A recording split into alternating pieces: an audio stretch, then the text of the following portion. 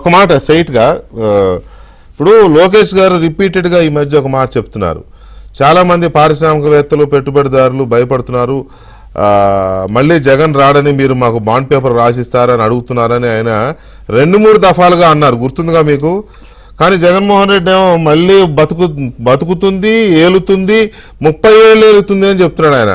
పెట్టుబడిదారులకు ఏం చెప్పదలుచుకున్నారో నాకు అర్థం కావట్లా. మరి మీరు అలర్ట్ అవ్వాలేమో ఇప్పుడు. పెట్టుబడిదారుల గురించి ఎవరు ఆలోచిస్తారండి?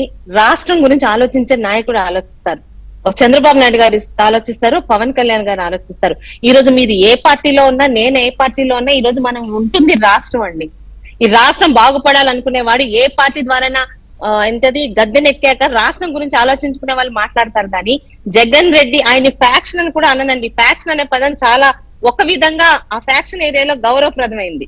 ఫ్యాక్షన్ కాదు ఆయనది, ఒక విధమైన, అంటే నేను ఏం పదం వాడాలో కూడా అర్థం కావట్లేదు. అలాంటి ఒక నీచమైన వ్యక్తిత్వం. తల్లి, చెల్లి, ఇంకా భార్య కూతుర్లనే ఇంకా ఆయన ఏం చేయలేదేమో.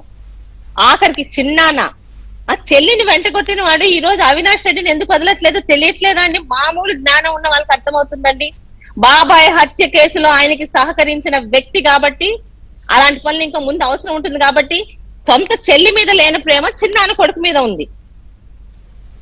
మనుషుల్ని ఇంత ఇబ్బంది పెట్టి ఆయనకంటే ఎలాగా అంటే 11 ఓట్లు ఇచ్చిన గర్వంతో అంటున్నాడు కానీ ఒక విధంగా భయపడుతున్నాడు.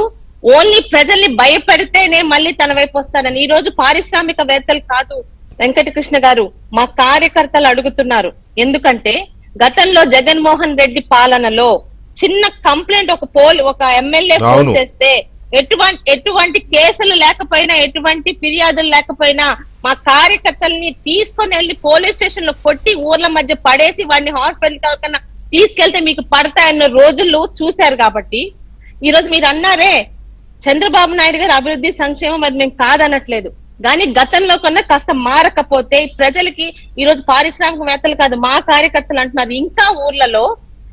కానీ 5 సంవత్సరాల తర్వాత మీ పని పడుతున్నా అంటే వాళ్ళకి అంత ధైర్యం ఎక్కడి నుంచి వస్తుంది? పోలీసుల వల్ల. ఎందుకండి అంటే ఈ రోజు గతం మర్చిపోమన్నారు పెద్ద ఆయన, మేము మర్చిపోయాం. సంక్షేమ అభివృద్ధి మీద కాన్సన్ట్రేషన్ చేసుకుని వెళ్తున్నాం. మేమేమో తప్పుడు కేసులు పెట్టమల్లా అచ్చెన్నాయుడు మీద తప్పుడు కేసు పెట్టి 70 రోజులు పెట్టారు. ఆయన మీద ఉన్న కేసు కనీసం వాళ్ళ గవర్నమెంట్ లో ప్రూవ్ చేయలేకపోయారు. అలాగే అంత మందిని ఈ రోజు తప్పులు చేసిన వాళ్ళు శిక్షించమని అడుగుతున్నాం. మేము వాళ్ళలాగా ఇంట్లో కూర్చున్న అమాయకులను తీసుకెళ్లి కసి పెట్టుకుని ఇబ్బంది పెట్టమనట్లా. ఈ రోజు నేను ఒక ఎమ్మెల్యేని, పలాసలో 6 కొండలు మింగేశాడు. ఒక కొండని ఫోటోతో సహా జియో మ్యాపింగ్ లో చూపించి మరి నేను అందరికి కంప్లైంట్ ఇచ్చాను.